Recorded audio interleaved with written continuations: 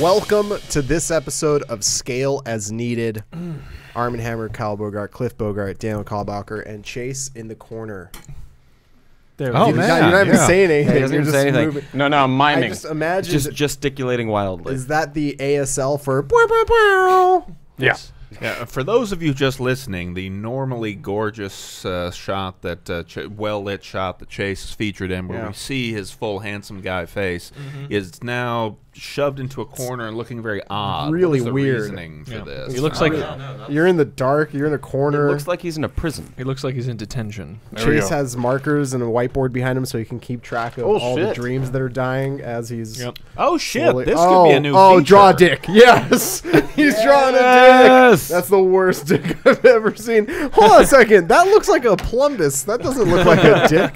That's very weird. That is very weird. Makes me think maybe Plumbi are dick related.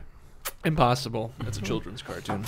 What's point. a plumbus? It's from Rick and Morty. Oh, right. Never mind. Okay.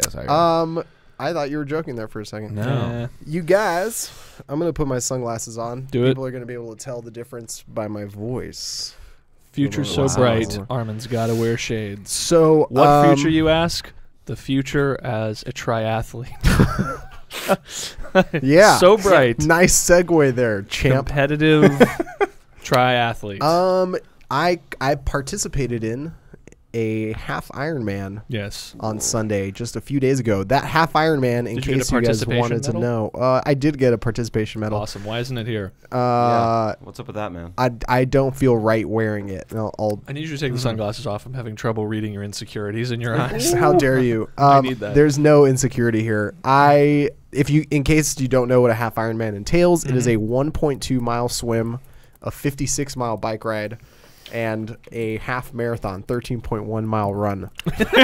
Which, again, as we discussed last week, seems like a silly amount of distance to do on all of those different elements. It is. Especially for someone who has not been training specifically for Armen, that. are your legs really sore right now? No, I'm I rubbing feel- your legs sensually and seeing, is it hurt? Does it hurt, or is it you hurts enjoying so this? good. It hurts so good? Oh, okay, that's good to know. There are a couple things that I learned.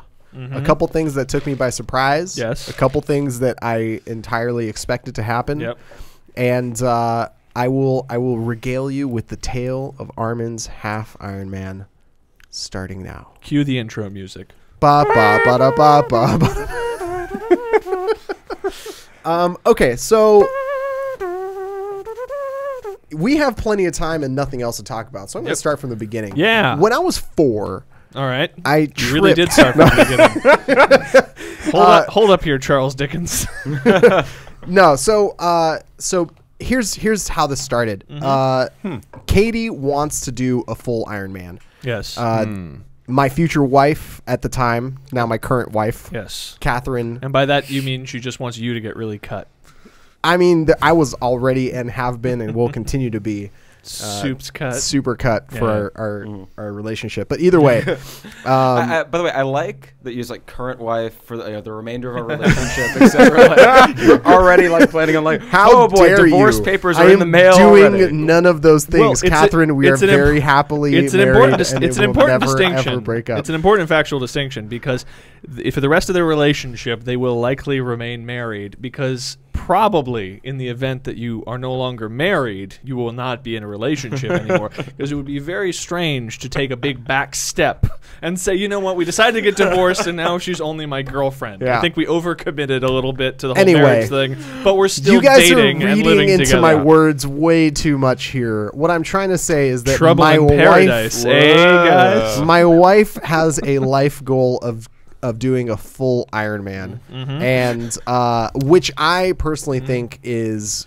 admirable but crazy, and not exactly something I'm interested in doing. I did a bunch of marathons in high school. I don't really feel the need to do endurance sports anymore. Also not really built like an endurance guy, so it's not really my jam. But either way, that's something that she wanted to do, and somewhere along the way, you obviously have to do something smaller than a full Ironman. And so she looked up and found the Austin Half Ironman, which happens at the end of October, and we signed up for it. And I signed up for it because I thought to myself, Katie's going to train for this thing. I'm going to train with her so that she doesn't feel like she's alone for all these like long distances and stuff that she has to run and swim and bike. Yes. And if I'm going to train for it, I might as well do the event with her as well. And so I signed up for it. And none of those things came true because what happened was I trained for it and Katie did not train for it. Uh-oh. And but she's the one who's really insisting upon this. and she's the one who's really insisting upon this. This and sounds now, like grounds for divorce here. no, it's not because you know, spoiler alert, Yes. she's the one who finished it Yes. and I wasn't. Oh. So instead of being grounds for divorce, this is grounds for like let's mate so that those genetics Yes. continue because something special is going on there. Anyway, But why did she not train for it? because why would she want to do those things? True, she's the one who finished.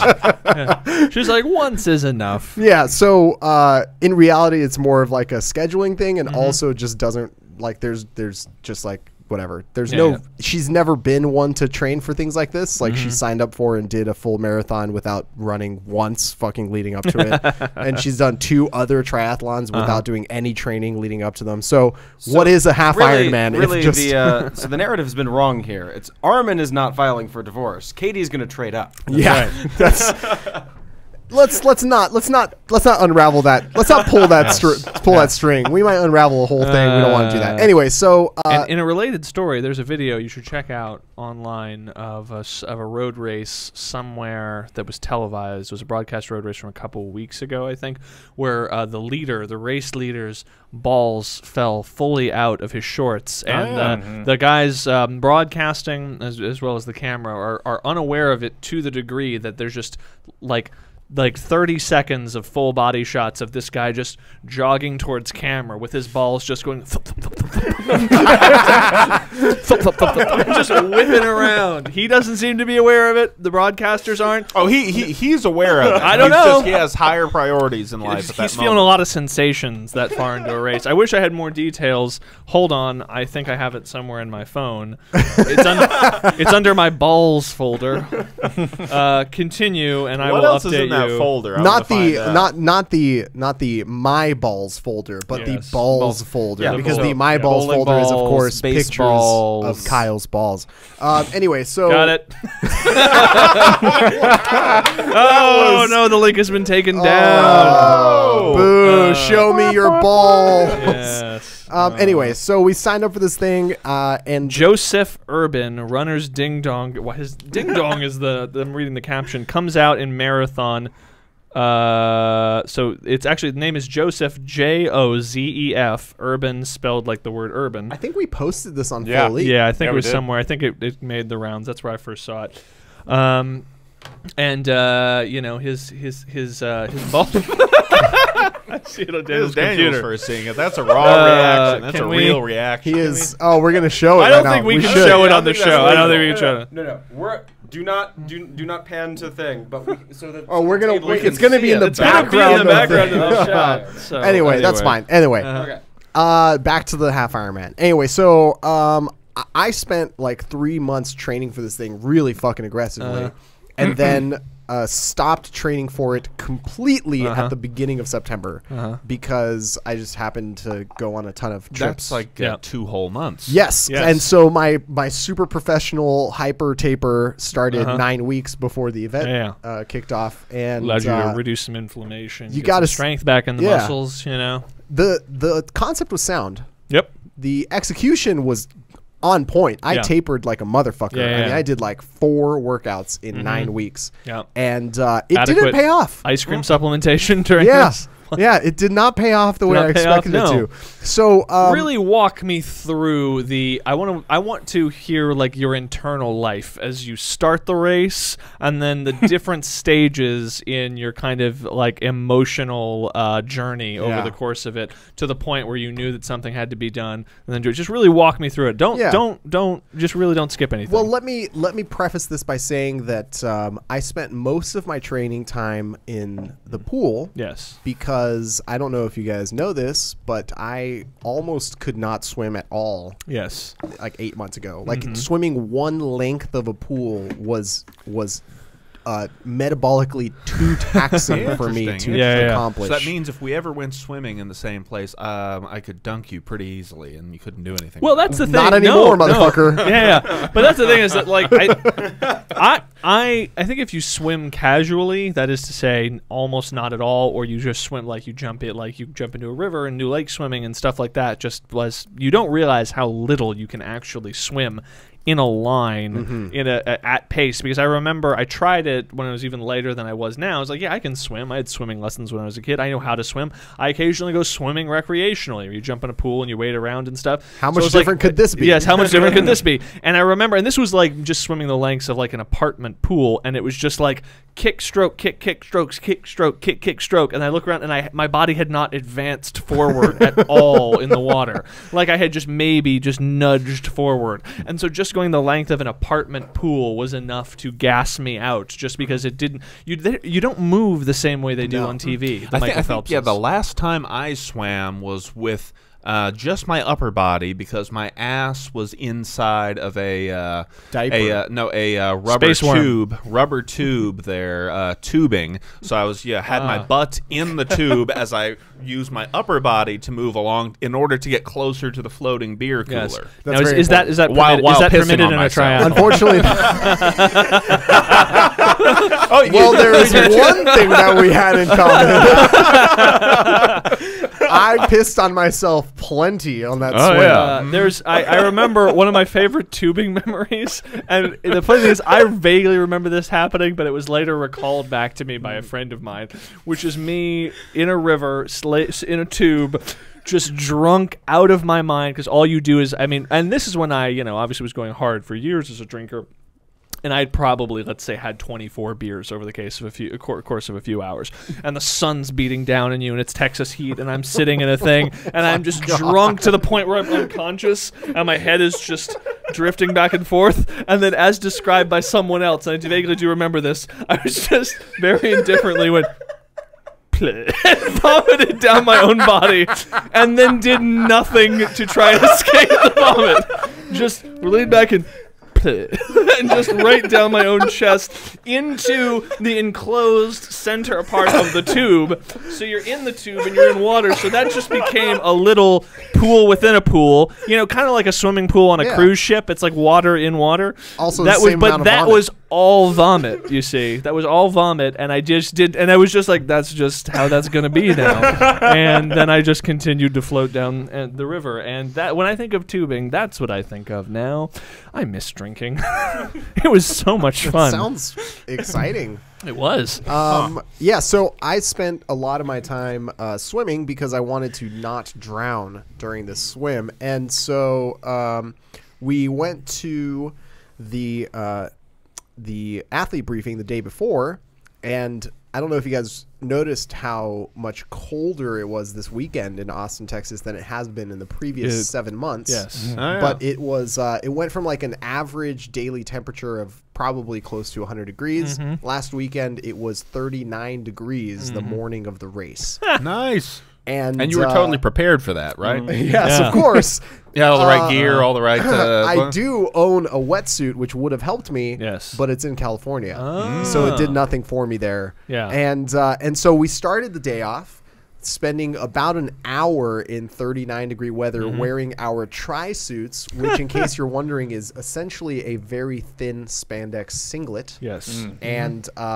And not much else, huddling for warmth, waiting for our wave to start. And those are your genitals huddling for warmth inside of your body. Oh, wait, so inside of our body. You wait to start while in the water. No, not in the water. Okay. We were standing on a grassy knoll on the side of a lake, waiting for our race to start. Whereas new papers reveal that is one of the that is officially one of the gunmen. It's true. Shot Cant That's Stop. true. Yes. And so plus the overpass, triangulated fire. It was very it was very close. It was very cold, and we were waiting to get into the water, and we were both very miserable. Yep. But Katie knew that the swim was going to be a challenge for me, and she promised to stick with me. And my response to that was a promise. So Katie could have won this race, basically. That's what you're saying. Yes. Essentially, yes. And so we went, because she's a much better swimmer than I am. Like hyper better talented. She was a competitive swimmer in school. So, she's basically a water animal, and I am not. She is an otter. Yes, she's an otter, and I am a land animal. Yes.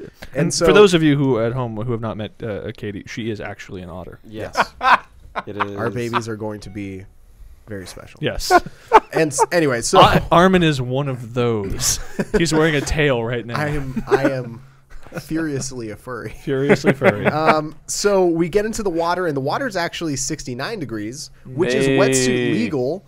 Thank you, Chase. Which is wetsuit legal, but way warmer than 39-degree air temperature. So the water was actually very comfortable. Yeah.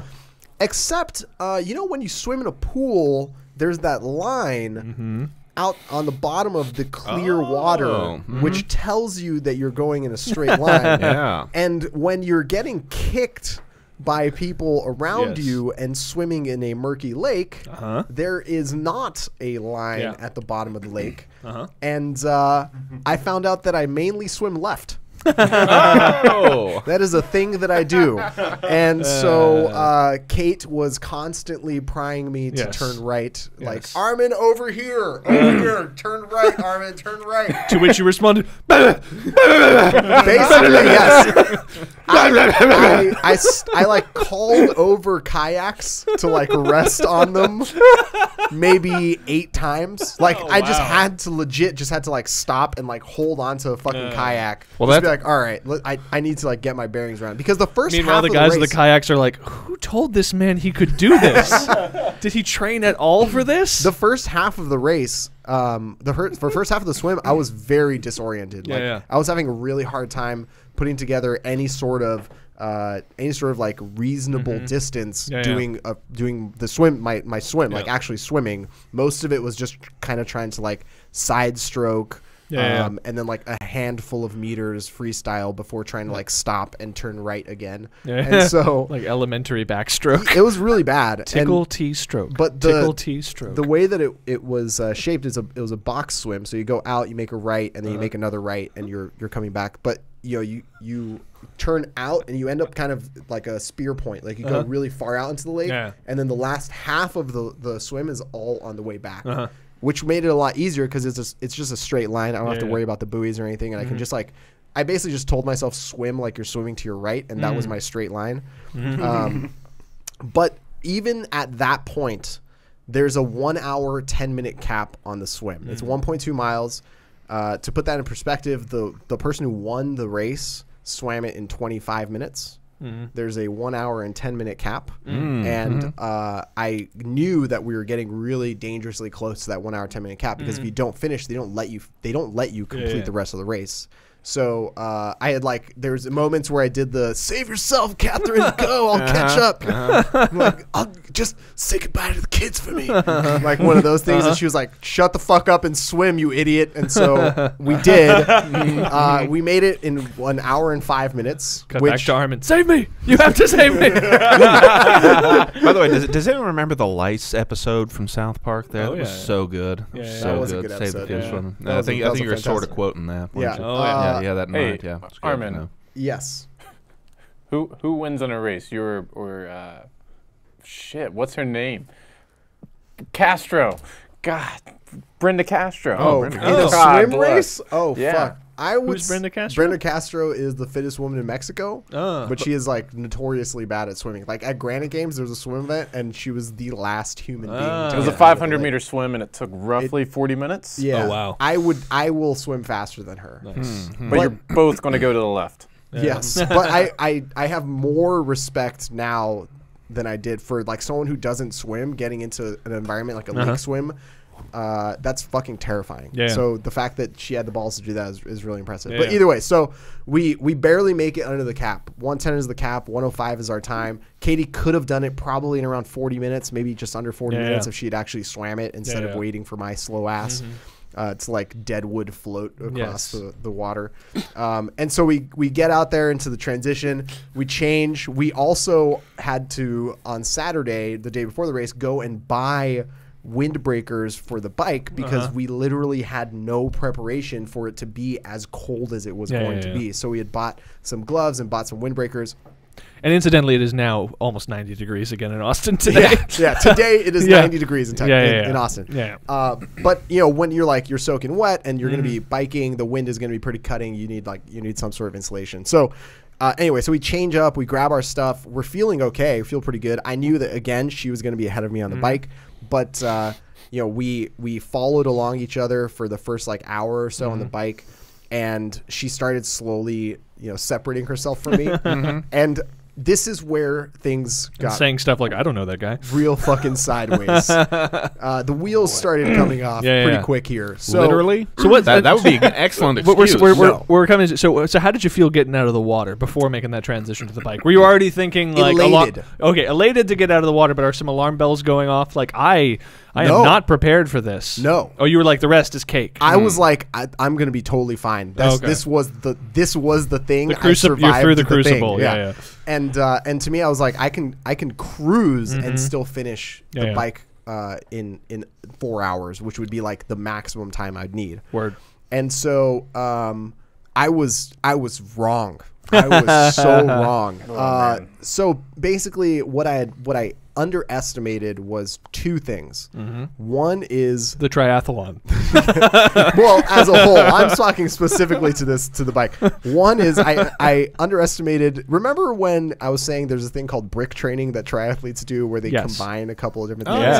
Never did any of that. Never did any of that, and so I completely underestimated how tired I would be going from a long swim, literally double the length I've ever swam in my entire life, into a bike that is literally double the length I've ever biked in my entire life. I was going to say, I underestimated what that was going to feel like. And so I did not fuel up properly, but I had some snacks with me. And so I thought to myself, there are 4 aid stations on the bike course. And these Jolly Ranchers are going to get me through. No, I was like, there's 4 aid stations on the bike course. I'm going to skip the first one. I'm going to stop at the second one. And in between, from the start to the second aid station, which is the halfway point, I'm going to eat the food that I have with me, the little Cliff gels, little jelly boxes things. I made 4 of them yesterday. Some sort of energy shot, and I have water with me. I was like, this is gonna be enough. This will be enough calories, enough energy to get me through. And about an hour in, I passed the first aid station. And I was like, okay, maybe I should have stopped and gotten something to eat, but it's okay. I'll be all right. I know the next one's in about 40 minutes. I have this snack thing with me. If I don't get this food in me right now, it's basically a countdown to destruction. There's no more. There's no more coming back from it, right? You have to stay ahead of it, otherwise you're fucked. And I was already starting to slow down a little bit and feeling like just a little not quite there. And so I did something that I've never done before. You hung onto the back of a car, Marty McFly style. I wish. No, what I did was I decided I'm going to reach into the back little pocket on my tri-suit. I'm going to pull out the food that I have, and I'm going to eat it while I'm biking. Well, this is a good idea. This is going good places. In my entire life, 4 times I have reached down and gotten the bottle of water and drank from it and successfully put it back. So I thought to myself, that's about the the ratio of practice that I need to do this. So I reach back, I grab the thing, and as I'm pulling this pack of this life-giving sustenance past my face, it slips from my fingers and just thunks onto the ground behind me. And I was like, I can't fucking do this. I can't stop. So I just kept going. Why couldn't you I don't know stop? why I didn't stop. I should have fucking stopped. Katie worked away Armen, are you crying? No, I'm not. She was long gone by then. She was because she'd seen you crying earlier, right? So she was like, "I'm taking off. I can't be seen." And from that moment on, new husband. From that moment on, it was a terrifying display of just below average bicyclingship. I essentially spent the next 2 hours suffering what can only be described as an embarrassing defeat at the hands of a bike course. I And so, Chase, go ahead. You have something? was I was actually there at the transition from the bike to the run, waiting eagerly for Armen to come back. Chase is like slowly watching everyone filter in and out. He's just holding a sign that he made with glitter and Elmer's glue that says "Go Armen," and then it's just what? A bird takes it. You don't need this anymore. The last bicyclist passes, like a little tumbleweed of newspaper passes by. He looks around, lets the sign slip from his hands. Yep. He'd still be waiting there if Armen hadn't called him. Yeah, Like so that dog in Futurama, waiting there until... He was wearing an Armen mask. So I basically got crushed by the bike. About how many miles in did you make it? I made it 2/3 of the way. I made it 39 miles, which That's is still a long further, ass bike ride. further than I've ever biked before by about 40%. So if you stopped at 39 miles with, you know, how many was the total distance? So it was like 17 left to go. So if you stopped there, you must have been in quite a lot of pain from like 20 on, 10 on at that point to not be like, all right, I'm halfway through. I broke it up in my mind. I broke it up into quarters, fifths basically. Like you know, the distance to the first one, the first aid station, first aid station, the second station is the halfway point, and then like on and on, right? And so I gave you my plan already, right? I was going to skip number 1, stop at number 2, and then skip number 3, stop at the finish. So I like limped into number 2. And when I say I limped into aid station 2, which is the halfway point, I literally mean that I had walked my bike for a solid portion of the second quarter of this course, because even small hills were becoming non-negotiables for me. Like it was just not manageable for me, even on flat highway to continue pedaling. Yes. That is how destroyed I was. Armen, this is a feeling I know very well, because when I bicycle, it is the thing that is deceptive about bicycles specifically, and for me, it does not take 56 miles in a swim to get there. It just takes like one 20-mile lap around Austin.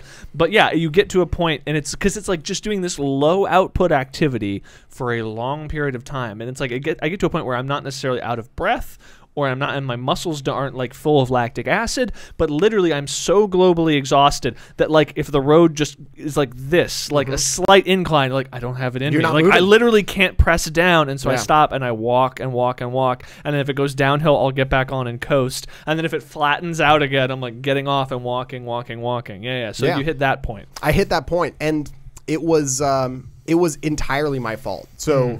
And I mean, the course was tough. The course was a lot harder than I expected it to be. We never trained hills that extensively. The course that we were training on has like one big painful hill, but not constant hills like that. And you know, I realized a couple things. During the swim, I realized that my body defaults to swimming lengths of a pool. So around the 30-meter mark, because we train on a 30-meter pool, around the 30-meter mark, my brain would be like, all right, here's the time where you stop doing freestyle and stop for a second and then pick up again. Because I'm used to like getting to the end of the pool, touching the wall, turning around, and going back. Same thing on the bike. The bike training that I did, I realized I skipped almost every bike training that I had over an hour long. I did only like 40 to about 70-minute long training. So around that time, my body was like, we've never been here before. Fuck it. Done. We don't need it anymore. Turn off the tap. Turn it all off. So that's basically what my body did. It was like, you haven't done this. Why am I even going to support this poor decision? If you were in nature, this was the point at which your body would say, time to get eaten right now. And we so are done. I literally limped into aid station 2 as they were cleaning up. That's how far back I was. As they were cleaning up aid station 2, I like limped into there, like click off of my bike, almost crash, cramp, lean the bike up like haphazardly against whatever. Were they surprised to see you? Oh yeah, they were like, we found one more. Like it was like a bunch of 14-year-old high school students. Anyway, and so call that handsome boy from the finish line. There was a table. He's very concerned. The table I happened to lean up against had food on it, and I just over the course of 5 minutes consumed 1,100 calories. Like 3 bananas, cookies. They had like cookies, yeah. a bunch of trail mix, oatmeal bars. Oh, I'm yeah, sure that you're felt Russian. super great in your stomach. I drank there. like an entire bottle of Gatorade and then filled my water bottle up with Gatorade. And then got on the bike and spent the rest of my time on the bike just burping up, yes. you know, whatever the fuck it was that I ate. And so basically, I tried to refuel like very aggressively in the middle there, hoping that I could kind of get a little bit, and it worked briefly. But it wore off. It wore off really quickly. It did help me with this. So here's what ended up happening. We've been talking about this for a while, but we have nothing else to talk about, so I'm gonna keep going. We're going to get back to those cookies in a minute. Yeah, so we basically, I hit this time cap, this time cap where I had to make the 2/3 mark by 1 p.m. because that's the 2/3 mark was the third station, and they're shutting it down. I got picked up at 1:06, less than a mile away. So I was basically 6 minutes too slow. But even if I had been 6 minutes faster there, I would have been picked up, you know, 30 or 40 minutes after that. Okay, so so you got like kind of removed for not I got hitting us. removed from the course. Oh, okay, So gotcha, as gotcha, I was gotcha. walking my bike up yet another fucking impossible hill, Okay. a truck pulled up next to me that had like the race support sticker on it. Had like and then in the back a couple athletes. One had like no legs. Another person was like a morbidly Basically, obese yes. person. Basically, and then yes. you. Yeah. And then and so they picked me up and they put my bike in the back and they put me in the cab of the truck. Took me over to the next station, transferred us over because there was a couple other people still on the course, so they picked them up on the way. You look like as well. Schwarzenegger at the end of Predator as he's like looks glassy-eyed out of the helicopter. And so they picked us up and they put us in this van, and the van took us back to the transition, back to the start and finish line. And I was like, what? I was asking, I was like, what happens now? I don't understand what this means. Like, you know, what happens to my day? What happens to my time? What happens to the rest of my race? And they're like, well, you know, we have really strict rules. If you DNF and you get picked up off the course, like you're not allowed to get back onto the course. And so that definitely wasn't going to be what happened. So You were like, oh no. yeah. So they took me back to the transition, and it was right around 2 o'clock, and I knew that Katie was a little bit ahead of me, and I knew that that she would need me on the run in order to make her time, because there's an 8.5 hour hard cap. Like even if you finished all 3 segments, if your overall time is more than 8 hours 30 minutes, you get a DNF. You don't technically finish the fucking thing. And so I was like, I know that if that happened to Katie, she would be fucking furious. So I was not going to let that happen. So I snuck back into the transition. Oh, good. And hung my bike up, you know, like I just finished the bike, and grabbed my stuff, walked over to where Katie's bike would be, and it wasn't there. So I'd beaten her to the transition. Nice. Yeah. So I was like, That's yeah. Why didn't you play that, man? Why didn't you try to convince Katie that you had somehow got ahead of her while she was distracted? Unless she got a concussion on my course, there's no way she would have believed. Well, that's a beautiful thing about concussions. You don't know if you have one. You don't remember it. And so, you just show up with like a mustache, and you were like, Katie, I haven't seen you since this time last year. Time loops. So I got shuttled up to the transition and got there like 10 minutes before she did. So I changed and met her as she got into the bike transition, helped her get ready for the run, and then paced her half marathon with her. Nice. So the half marathon, I understand that if you don't run, it sounds like it's challenging. It's not. It is not like being ambulatory on your feet. Literally means just fucking walk for a few hours. Like it's not challenging in any sort of like real. Like, okay, the bike was something that like ground me into dust physically. There is a barrier for entry in terms of energy output to be able to capitalize on the energy efficiency of a bicycle. Right. You know, and that's sort of the thing where it's just like if you don't meet that minimum requirement, then you even regardless of how much more efficient biking is than walking or biking is than running, if you don't have that minimal amount of energy, it just doesn't impossible. work. Exactly. You just are stopped Whereas dead. walking is just move. Just move your body as you have been your entire fucking life. You're a land animal, right? So, and on top of that, I have a background in running, so there was the idea of doing a half marathon at the end of this thing wasn't daunting to me. It wasn't a challenge. It wasn't even a question. Like, I knew that I was going to sneak back onto the course, and I knew that I was going to run the half marathon with Kate, and that's what we did. So the final piece of the race, I helped pace her so that she would finish in under that 8:30 time cap, and we crossed the finish line at 8 hours 15 minutes. Nice. And so that is how Katie became an Ironman, proved her dominance to me, and that's how I DNF'd a half Ironman. And I feel fucking fine. There was no soreness. Yes. Like, what is there to be sore from? Any part of you think like, I'm gonna get it next time? Not really. I don't really know if here's the thing. People do that sort of thing for a multitude of reasons. Most of the time it's because they want to either prove something to someone else or to themselves or learn something about themselves. But I don't really need to do that. No. Like, I don't feel the need to. I don't think that is going to be the environment within which I make a You already giant know that breakthrough. Katie is the alpha. Right. Yeah. So it doesn't matter. I'm literally wearing a skirt. She's wearing the pants in this relationship, quite literally.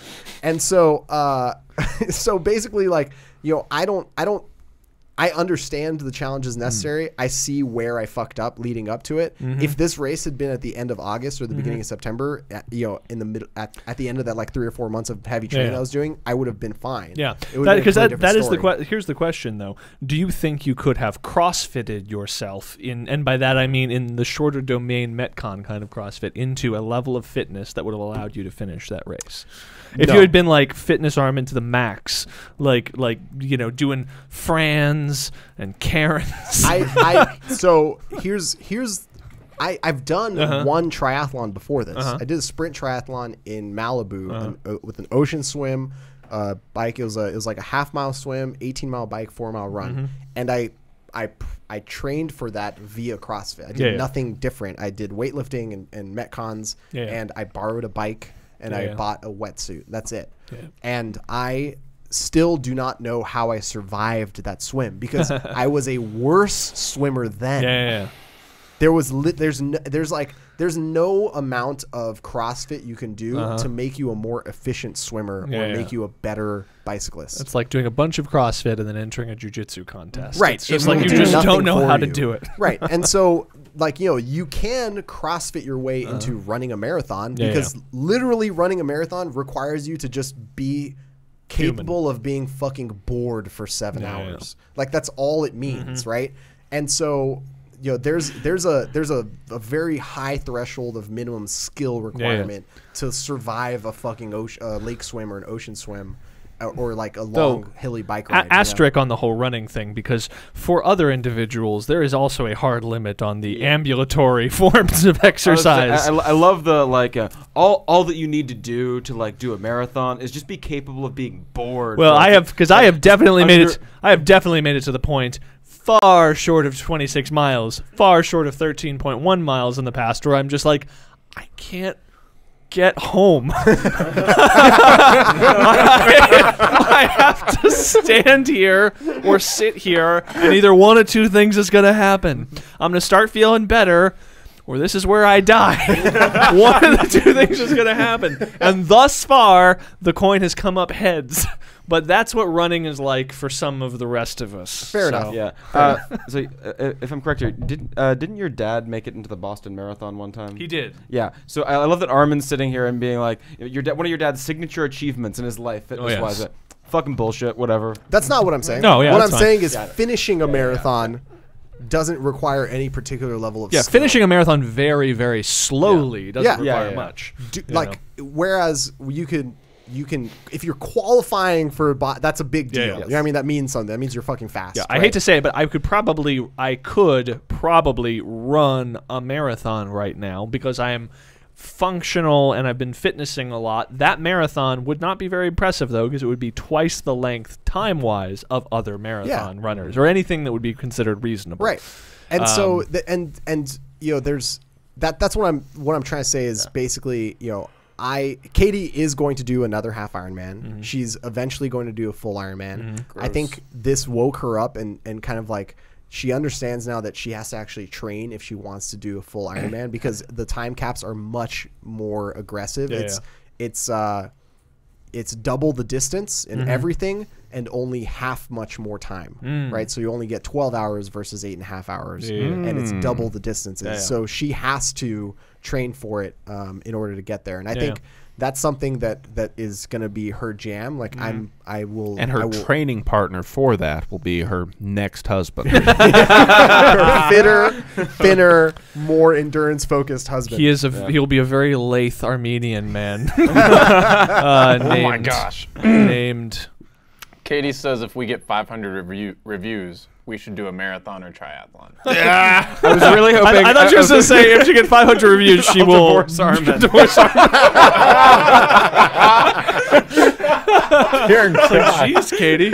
Damn. She's like, so roll in those reviews, everybody. Like, oh, It's like heartbroken. she was not happy about that whole nose torque thing. Damn.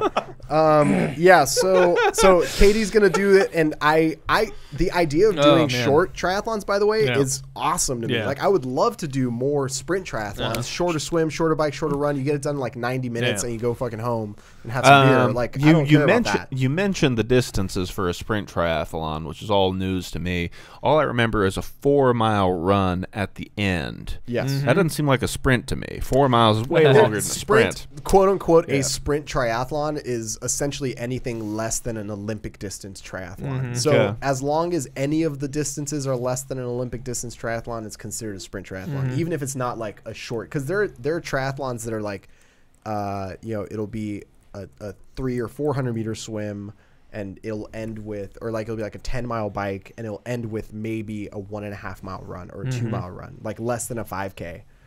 And that's quick. You know what I mean? Like, especially compared to fucking like Ironman, which takes it's almost 10+ CrossFit hours. Games quick. It's almost CrossFit Games quick, right? It's slower. It's actually faster than the only triathlon to ever happen in the CrossFit Games, right? Yeah, the triathlon in CrossFit. That was one where they had the 1-gear bike and the people eating shit in the sand. Yeah, it's like the course went from like dirt to just loose sand with no fucking.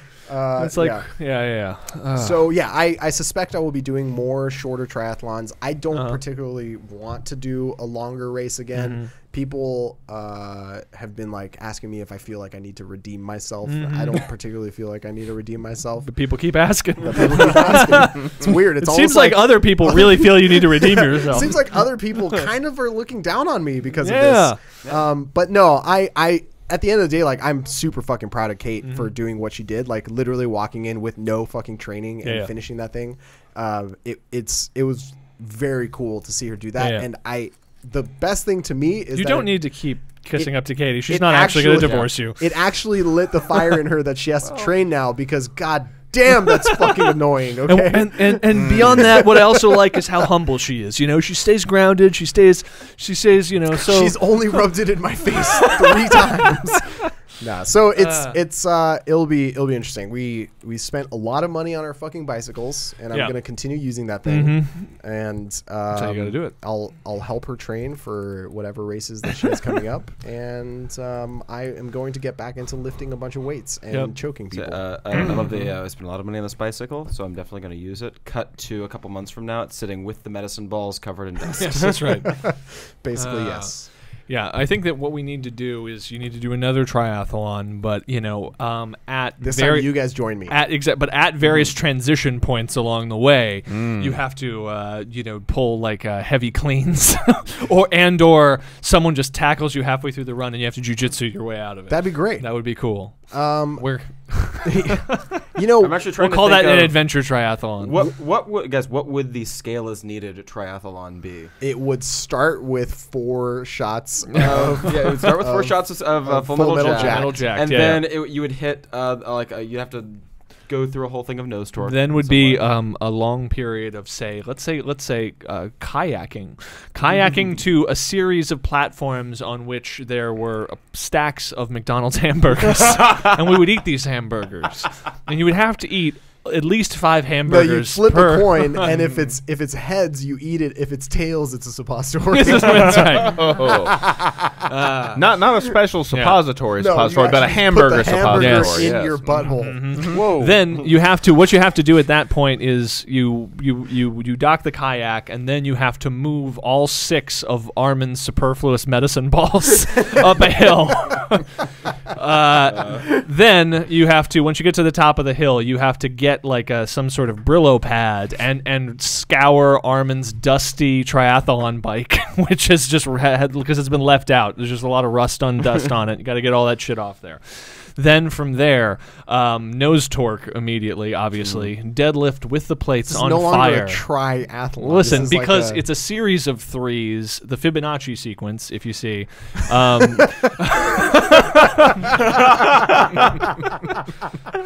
If you see. If you see. Yeah. No. Kyle's been reading a lot of Dan Brown recently. That's right. I don't even know. I don't know what I was gonna say. I was gonna say something about the lesson I learned from tryout. What I'm gonna say to this, Armen, as you approach 30, get used to just more and more disappointments about what your body isn't capable of doing. Because you get a little taste now, but they're gonna come with greater frequency and severity, and you're gonna be pretty much after a while, you're gonna say like, I used to work out 6 times a week, and now if I work out once lightly, I can't move for 3 days. What's happening? That's that your testosterone is plummeting, Armen. You know, your estrogen levels are probably going up. You know, you're getting puffy nipples, and your nipples are very large to begin with, so it's going to be a problem. That's going to start my second career. Yes, as a nipple model. As an internet porn star. Whoa! All right, that is There's all sorts of. That's got to be a fetish. Look at these fucking nips. Look at these nips. Look at these fucking nips. That sound effect. Right. I want to put ice cubes on these nips. There we go. So actually, my nipples are getting hard. All That's right. right. Just thinking about those ice cubes. Weird. What's going on here? That's my big selling point. Yes. Yeah. So Armen triathlons, hard nipples. The final takeaway is that they exist, and some people they do them. Oh, the thing that I learned. Yes. The perspective that I got from this thing is that Kevin Spacey has been getting away with too much for too long. Yes. And Chase was so anxious. He wanted that. fucking fantastic. And that, if anything, should have been the lesson that we learned here today. Other than the Kevin Spacey thing, I learned an unusual suspect, if you ask me. the capacity 7 that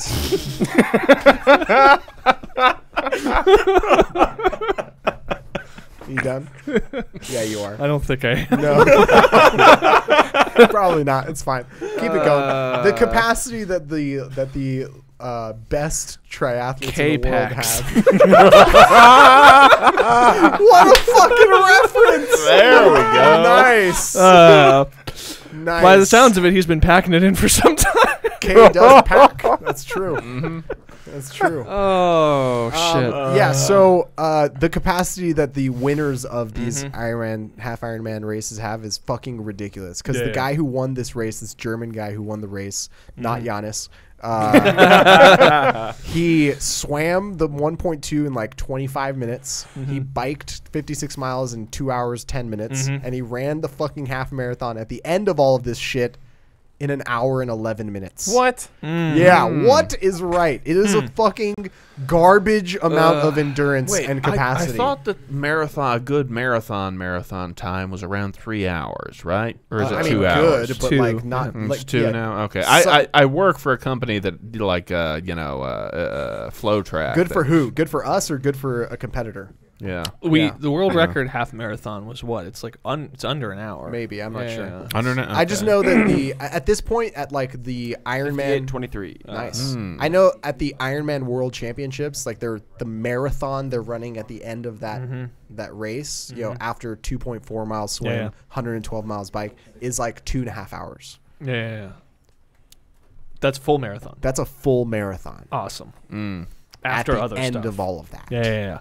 Well, oh, by the way, did you? I was listening. Speaking of this, I was thinking, just listening on Joe Rogan. They had the winner of the Courtney. whatever her name is, who won that 250 mile 240. race. 238. Yeah. The Moab. Yeah. Moab 240. So across up and down things in mountain, running for how many days? Across the desert, the Moab desert. The race takes the race is given 5 days. She finished in 58 hours, just under 58 hours. Yeah. So she finished 10 hours ahead. 10 hours ahead of second place. Yeah. And And apparently she's like new to the sport. Yeah. And also young for the sport. She's like 32 or something. Yeah. But it's a hard 32.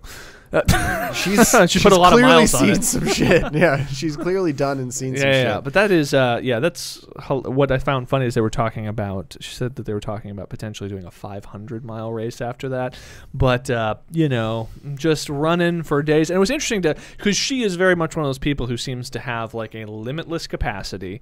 So it was just an issue of just like running and moving and just telling yourself to not stop at any point, and she just went for days like that. 58 hours. My favorite part about the entire thing is he asked her about her sleep patterns. And she says, I slept for 21 minutes across that 58 hours. And Joe's response is, oh, so you did like an 11-minute nap and a 10-minute nap. And she said, no, I did a 20-minute nap and a 1-minute nap. Yes. And her explanation was, I laid down for a 20-minute nap early on, and I was so amped up and so sort of like ready and thinking about the race that I couldn't sleep, and it was really bad, and I felt worse after I woke up. Near the end of the race, I needed to sleep because I had been awake and active and all this stuff. She's like, so my husband was with me on the last couple legs of the race, and I told him I want to sleep for 1 minute. So she's like, I was falling asleep while running on the trail, and he said, you have to stop and you have to sleep. So she said 1 minute, 60 seconds. And so she was falling asleep as she was laying down on the trail right there. He wakes her up a minute later, and she was like upset because she thought that he had let her sleep for like an hour and a half. And she was like, it's the best 1 minute sleep I've ever had. And the rest of the race, I was really jazzed because we just kept talking to ourselves, 1 minute nap! It worked! Who'd have fucking thought a 1 minute nap worked? It turns out all you have to do to actually be able to sleep for a solid minute is just run for about 200 miles first. Then you can fall asleep instantaneously. Fuck all this Ambien bullshit, Just go run for 200 miles and then fall asleep the natural way. Awake and moving for 50 hours plus a 1 minute nap.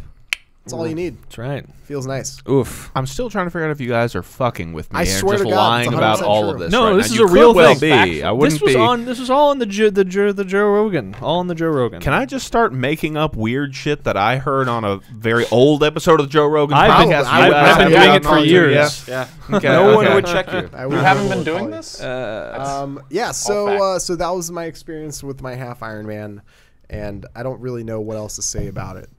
That's that. Box of chocolates. Yeah, pretty much. That's right. So, in actual athletic news, Kevin Spacey. I don't see the connection. Tell Will me. you go to lunch? Will you? What? It's from Glengarry Glen Ross. Yeah, no, I've never seen it. It's such a good movie. Is he in that solid. movie? Yes. Yeah. He's one of the 4 people in that movie. Yes. I thought He's Gary. the whole thing about that movie was what's his face doing that one speech. That's Yeah, really it's Alec famous. Baldwin. Alec Baldwin. Alec Baldwin's in that movie for about 5 minutes. But Get the fuck out of here! Seriously, but he's not like a main character. No. No, he's in a scene that was added to the screenplay that wasn't actually in the play. So he's a whole bonus scene there you get. Yeah. But it's The a Pulitzer fantastic Prize scene. winning It's a play. fantastic scene. Put that coffee down. Yeah, I remember that. That coffee is for closers. Bad news is you're fired. The good news is you have a chance to get your jobs back. It's just such a fucking... it's like first prize, Cadillac, DeVille. Second prize, set of steak knives. What we need to do, by the way, is have a big old You know what David you need to Mamet- sell Oh, yeah. real estate? You got to have brass balls to sell real estate. And he then produces an actual An set of actual set of brass brass balls balls to and illustrate puts his them back. presentation. Yes. If you've not seen this movie, Need to do a watch party for that and several other Yeah. mammoths because all the lines we frequently reference are featured in those movies. yes, Al Half and Pacino Larry in that Ross. movie is one of the best things because like Pacino doing Mammoth is just one of the best combinations ever. Just again, as he's saying to, there's just this wonderful scene where he dresses down Kevin Spacey, not in that way, where he dresses down Kevin Spacey. He says, "Who told you that you could work with men, you fairy?" It's the cadence. That's just the text in the script, and it's just and it's just the cadence of it that makes it one of the best deliveries of all time. Who told you that you could work with men, you fairy? and you can time that out. Someone can lay me doing it right on top of Al Pacino, and that will be the exact timing. because I've watched it 1,000 times. I All do train love cars when that smell movie come out? vaguely of shit. And right around 1990 or so. Like Yeah, either because Yeah. I feel like that late 80s to mid 90s when like Heat came out around that time as well. Same era. Heat was like was a little bit later, a few years It was later. like it was Yeah, after yeah. Glengarry Glen Ross, right? By But it probably was like 5 years or so. 94, 95, Look right? this I up. think, Look you up when might, Glengarry I Glen think, Ross I think came out. the time gap couldn't have been that 94 large. was Heat. I believe. 94 was Okay, Heat. Wait, so no, wait. Heat was. I just feel like that era of Al. 92. Oh wow, 92. that Okay. era Al And Pacino then is Heat. pretty fucking gold, dude. Yeah. Oh, Oh, yeah, yeah. That's his peak. It is, right? That's he'd acquired the deeper voice. 95. Yeah. Only 3 years. Yeah, apart. exactly. Yeah, he'd acquired the deeper voice without getting, baggy and senile Yeah. there. Yeah, so yeah. but he still had the good acting chops and integrity And he from his younger cared career. to try. Yes. Yeah. And that's when he was also just doing wild shit. Just like obviously there's the oft quoted moment in Heat where he clearly is gonna say big ass, which is the wrong line, and stops halfway through the word big and changes it to great ass, but in order to correct for the fact that he nearly flubbed a line, he just overcommits to the phrase great ass. Why? Because she's got a great ass! and then like you see his mouth say big, and then he's like, I fucked up, and then he goes, great ass! And he just digs in even harder. Oh, it's so good. I don't know what it is about Heat. Yeah. Is it Val Kilmer? Is Everything's it Pacino? good It's about it. everything Yeah, about yeah, Heat that's- that just no, makes that's- it that's a so masterpiece fucking on good. every level. He Yeah. takes his fucking TV. Yeah. Like that entire Yes. scene it's just watch Heat. By the guys. way, speaking of reason, I don't think we talked about. We may have talked about this already on the podcast, but yeah, if you want to watch, there's in the 30th anniversary edition of Heat, there's a special feature which is Christopher Nolan, because obviously Heat is like his favorite movie. we talked about this on the pod. Anyway, so he's just him geeking out over Heat, but it's worth a watch. It's worth a watch. This is where he's A telling dick to the cinematographer. telling the Yes, cinematographer exactly. what- This is part of the Dunkirk discussion. Yes, this is all. Oh, right, that makes sense. Yeah. It made me realize Christopher Nolan's kind of an asshole. Interesting. Big old dick balls. Michael Mann has had some interesting movies. Mm-hmm. He did that one. I mean, Collateral. So many awesome movies. is What other you movies meant to has he say. done? Oh my God! So he started out with Thief with James Caan, which is pretty fucking fantastic. That is almost that's Heat, but slightly simpler, basically. Interesting. Minute by minute, it's as good as Heat. Yes. Manhunter, which is the first Hannibal Lecter film, prior to Silence of the Lambs, with Brian Cox as Hannibal Black Hat. Lecter. Yeah, Black Hat more recently. What else do we have? So Last of the Mohicans, which is good. Insider's great. Ali is good. Collateral's fucking fantastic. I am a fan of the crazy, insane digital era Miami Vice. Yes. I've never seen that one. Yeah. But yeah. I did see Collateral, and there's a moment in that movie that sticks with me forever. Which is? The wolves in the middle of the street. Wolves or coyotes? Is Was it coyotes? It's gotta be It's coyotes, because it's yeah. L.A., yeah. I know about L.A. You do, dude. I've been that one time. I don't know if I know much about LA. Yeah. But he really nailed the orange streetlights. Mm-hmm. That's something that really calls home to me when I see Yeah. those orange streetlights in Collateral. But man, But yeah, he's unique in that he's, well, it's not unique. He's one of the best filmmakers there is. It doesn't mean that he has the best set of movies there is necessarily. It's 'cause a he's very also hit or miss there. kind of crazy. Yes, exactly. One thing I loved about listening to Michael Mann talk to Christopher Nolan on that special features thing was like Christopher Nolan is like, I love that detail when they go in and they get the money and they slash it with knives and then they break it. The money. There's this moment where they're stealing this huge chunk of money and the first thing they do is they slash it with knives and then break it to loosen it up and then they throw it. It's like I love those little authentic details. It's like where do you get those little authentic details that just add so much verisimilitude to the film? And Michael Mann's like, well, you get it by just spending a lot of time with the guys on the street who actually do that, because he spent a lot of time researching Miami Vice and other things. The show was hanging out with cops and hanging out with robbers and that sort of thing, and you could just see the look on Christopher Nolan's face that he would never deign to actually hang out with anybody. Hang out with those people. Actually hang out with actually human beings at any point. It's like, well, you just got to spend a lot of time with actual cops and ex-cons and that sort of thing. And Christopher Nolan's like, no.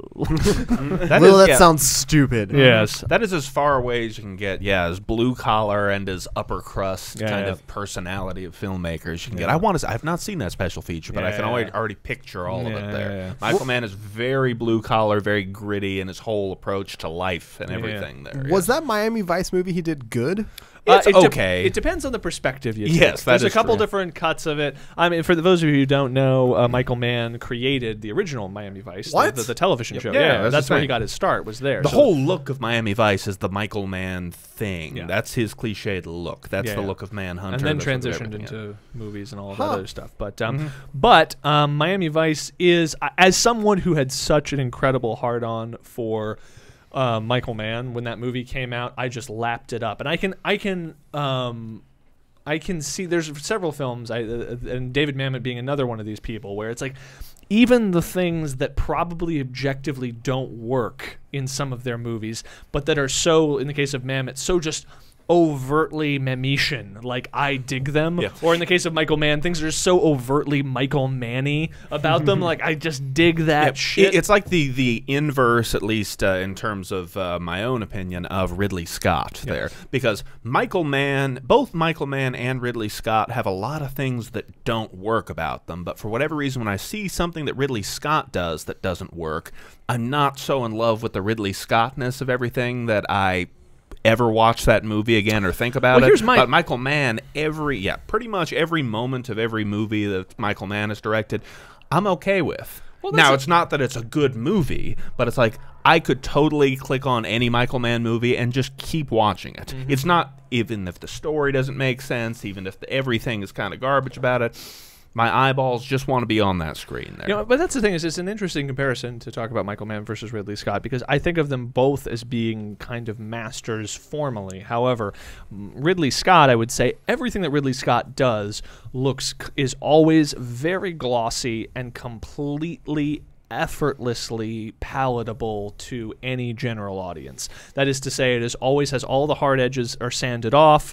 It always looks gorgeous. It always looks beautiful. But then behind it, there's often nothing exceptional narratively. There's no point of view. There's no soul. Whereas Michael Mann, there's lots of stuff, like when he suddenly decided to switch to digital cameras long before digital cameras were looking good enough so that they could actually pass for 35 millimeter. He began to switch to that Viper camera system just so he could shoot at night on the streets with natural lighting. And it's like stuff that rubs a lot of audience members the wrong way, stuff that doesn't look to the average person good, but you can tell that it's coming from a genuine artist, a genuine person who's trying to push something I think through. is the difference there, because I think everything Ridley Scott does is pure, on a purely formal level, but there is no there's no one in the driver's seat. There's no artistic substance. There's no view of the world or view of how the human condition that informs upon it. Whereas both with Mamet and with Michael Mann there,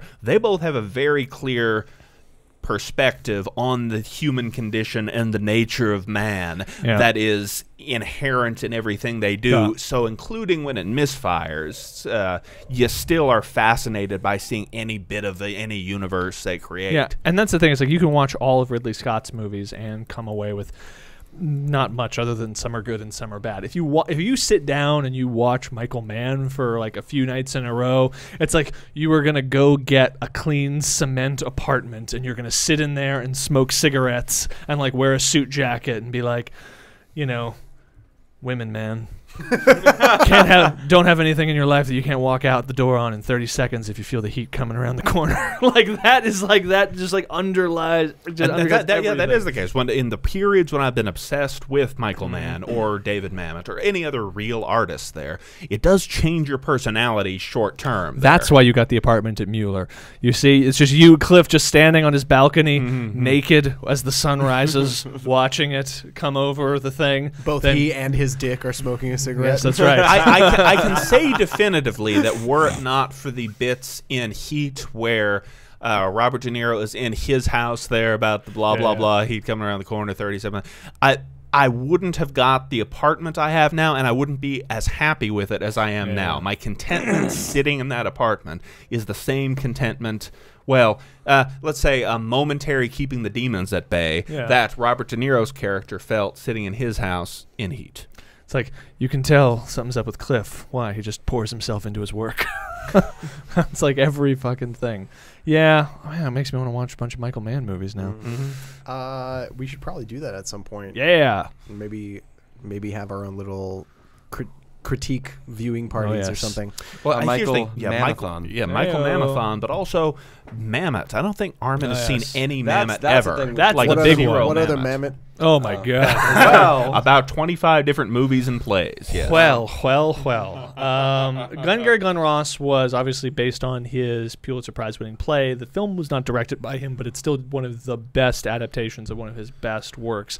So he's primarily a playwright. So many of the film, there are several films that are based on his plays. But then when he transitioned into being a filmmaker, directing, writing things just for the screen, his films have been less heralded than his plays were before that. But for me, I think artistically, he just went to a whole other level. So films like Heist, films like Spartan, films like State and Maine. Don't forget the Jiu-Jitsu one. Yeah, Red Belts. I mean, all of these, every one of these is a masterpiece that I have watched many, many, many, many times. And the sad part is, some of them are hard to fucking find. Like, I have a DVD of Heist starring Gene Hackman and Delroy Lindo.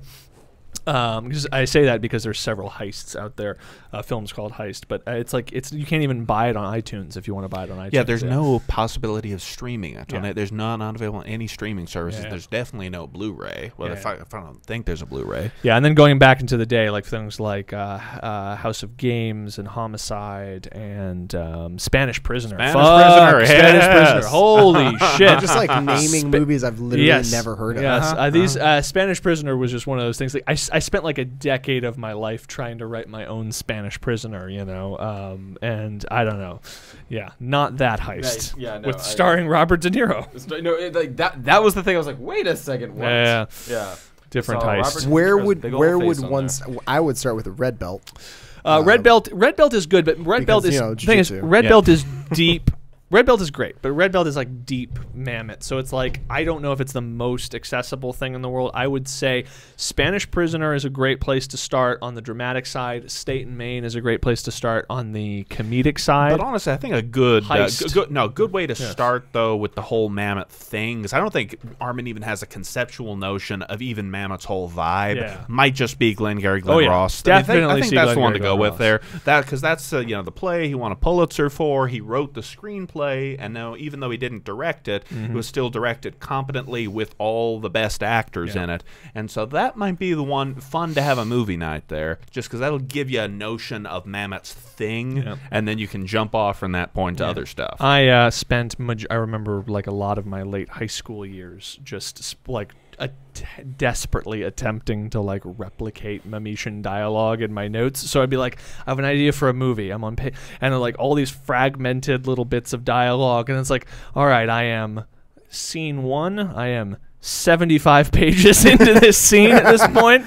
And Oleana, remember? Oh, yes. Fuck, that's so fucking good. So that's another one. I don't know, just some of the best fucking movies, and it's just weird that these are among my favorite films of all time. They are so fucking good. Anyone you show them to is blown away by them, and yet, like, they feel down. They're becoming less and less part of the conversation right now, and which is sad.